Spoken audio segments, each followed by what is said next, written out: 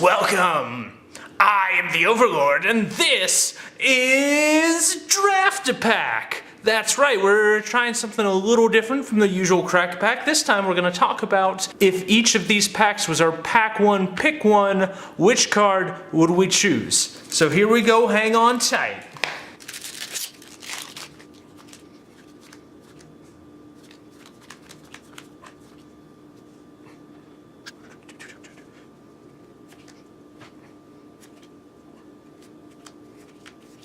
We're not going to reveal the rare or mythic yet. That's the catch. We'll evaluate it before the rares because usually they're bombs, big, powerful cards that you're going to want to take, especially pack one, pick one. Gives you a huge advantage if you get something even like the dragon of the set. You know, you're pretty well off and limited. So let's check out a couple of interesting ones here. Ice Over isn't too bad. Enchant Artifact Creature for 1 and a blue. Enchanted Permanent doesn't untap during its controller's untap step. This is good to freeze an early aggro strategy. Kind of acts as pseudo removal. That's pretty good in my book. I tend to go towards lots of removal because I like to control. I like to be the one in charge of the board and gets to say who lives and who dies. Aether Herder, pretty decent value. You get a 1/1 the first time you attack with it, assuming that that's your only energy source, so it's a 4/4 for 4 split across 2 bodies.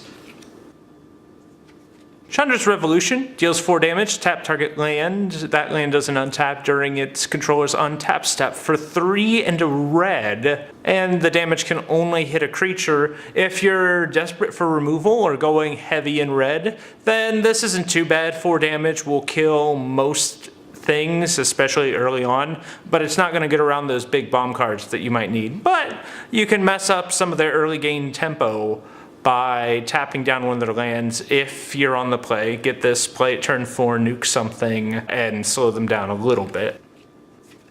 Rogue Refiner, not too shabby. It's a 3/2 for 3, and it's kind of hard to cast. It's multicolored for 1, a green and a blue. But when it enters the battlefield, you draw a card and get 2 energy, so it replaces itself. And I would say the enters the battlefield effect to draw a card is worth a blue mana in itself. So when you put all the pieces together, it's not too shabby, especially if you can blink it. Speaking of blinking is the Felidar Guardian, very famous for the standard Saheeli Rai cat combo, basically creating an infinite amount of cat tokens and then swinging in for an infinite amount of damage. It's pretty sweet, millions and billions of points of damage. When it enters the battlefield, you may exile another target permanent you control, then return that card to the battlefield under its owner's control, which is probably going to be you in most cases. But I think the breadwinner for this is the Pacification Array for 1 mana. It's an artifact, goes down, pumps all your artifact synergies, and for 2 mana you can tap it to tap target artifact or creature. That might not seem very impressive, but oh boy, when it comes to the late game, keeping those big threats tapped down, tapping down their blockers so you can get that last point of damage and to finish things off is actually really handy, very powerful and hard for your opponent to get rid of. So this is a great pick. So this is our winner for the pack, but how does this stack up against our rare? Would we pick that over the rare or mythic of this pack? Let's find out. Battle at the Bridge. X and a black, you can improvise, so you can tap your artifacts to pay for 1 generic mana of the mana cost. Target creature gets -X/-X till end of turn, and you gain X life. This is definitely a good pick. Despite Pacification Array being so great, the versatility, you can take down their small stuff if you need to, stay aggressive with that removal. If you have an aggro strategy, you can take down their big bombs if you need to. Late in the game, you have all that extra mana lying around. You can decimate something, and you can gain enough life to keep you back in it. So Battle at the Bridge wins pack 1.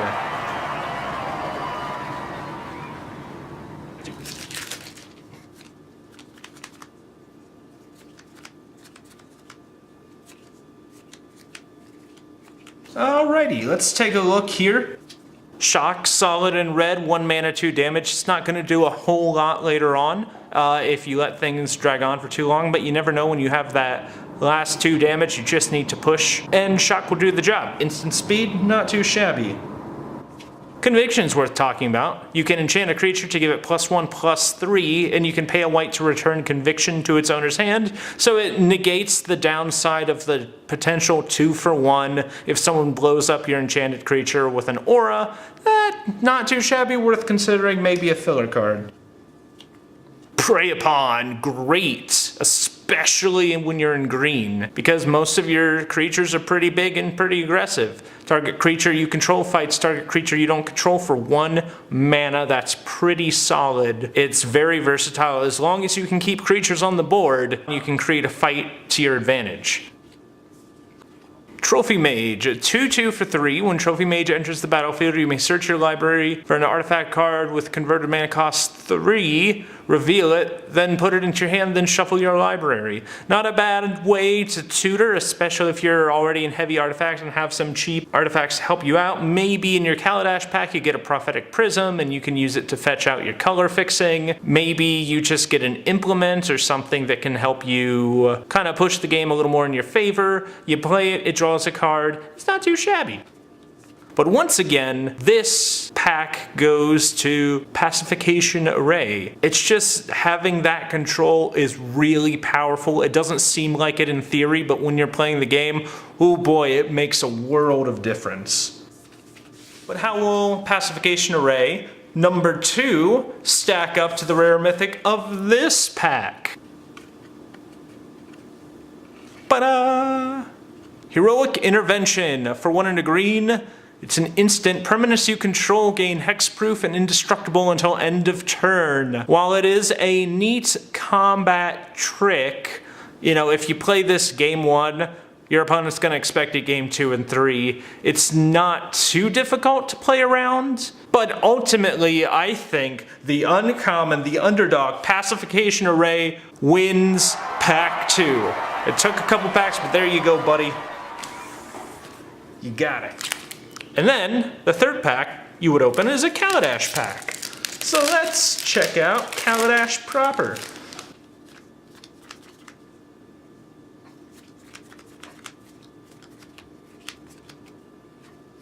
Metal Spinner's Puzzle Knot. For 2 mana, when it enters the battlefield, you draw a card and lose a life, and you can pay 2 mana and a black mana to sacrifice it and draw a card and lose another life. So that's essentially draw 2 cards, lose 2 life. This comes in handy and limited more times than you would expect. It activates your artifact synergies just by being in the battlefield, creates card advantage, and you know, you're in black, so you don't mind paying a little bit of life to gain all that glorious card advantage power.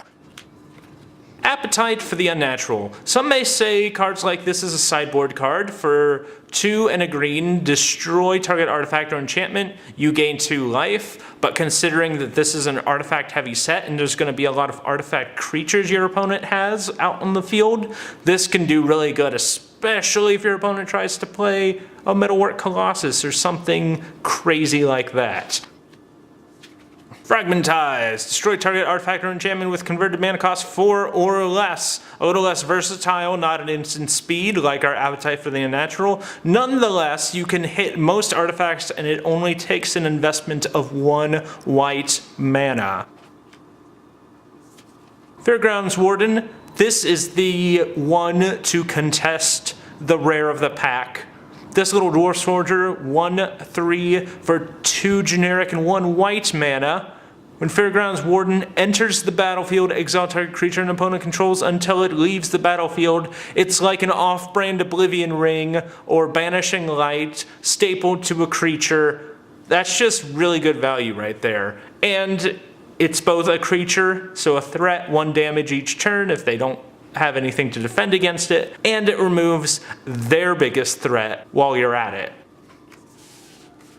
But does the Fairgrounds Warden have what it takes to beat this card? Ladies and gentlemen, our rare for this pack is, BAM! The aforementioned Metalwork Colossus. It costs X less, where X is the total converted mana cost of non-creature artifacts you control. and you can sacrifice 2 artifacts to return Metalwork Colossus from your graveyard to your hand. You're not going to be casting it for 11 mana, I can tell you that much. It's super difficult to do.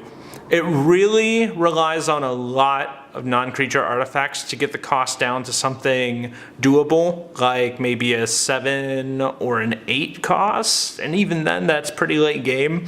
But a 10/10 that you can bring back, in theory, seems pretty solid. It's tough to say, but I think I would go with the Metalwork Colossus here because it's a big, stompy, smashy bomb that if you get it out, you can destroy your opponent quite easily, and if they remove it, you can sacrifice a few artifacts, bring it back, cast it a few turns later. It's difficult to use correctly, but if this is pack one, pick one, then you can build your deck around it and plan accordingly. So there you have it, the Draft-A-Pack with the Overlord. Let me know, this is a new thing I decided to try out, a little variation, a twist on the classic formula. So please let me know what you think. Feedback's always appreciated, and you know, like and subscribe and all of that stuff. And that's about all I have for this episode, so go now, my minions! Be free!